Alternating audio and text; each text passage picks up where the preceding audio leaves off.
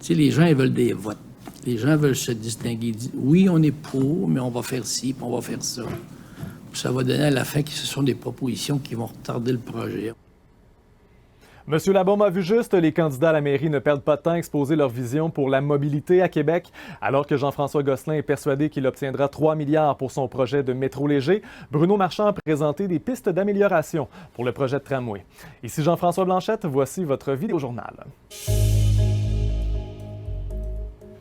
Le chef de Québec fort et fier a 10 propositions pour bonifier le projet de transport structurant. Parmi celles-là, éviter l'abattage du plus grand nombre d'arbres possible, diminuer les effets négatifs de la dalle de béton et imposer une taxe foncière spéciale sur le long du tracé, un peu comme on l'a fait avec le REM à Montréal. Bruno Marchand souhaite également mettre en place une tarification sociale basée sur le revenu et rétablir la communication avec les citoyens. Dans un monde idéal où on aurait une ville qui se préoccupe des gens, qui se préoccupe de bâtir avec eux, de les tenir informés, d'être proactive, il n'y a personne qui serait ici ce matin pour vous parler d'amélioration au tramway. Malheureusement, ce n'est pas le cas.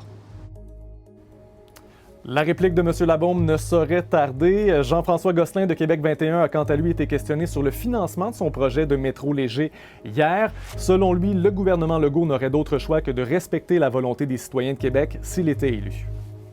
Mme Guilbeault, le premier ministre, a toujours été très clair, dit qu'ils seront partenaires, l'argent est budgété, ça prend un projet de transport en commun à Québec, puis les citoyens vont décider le 7 novembre.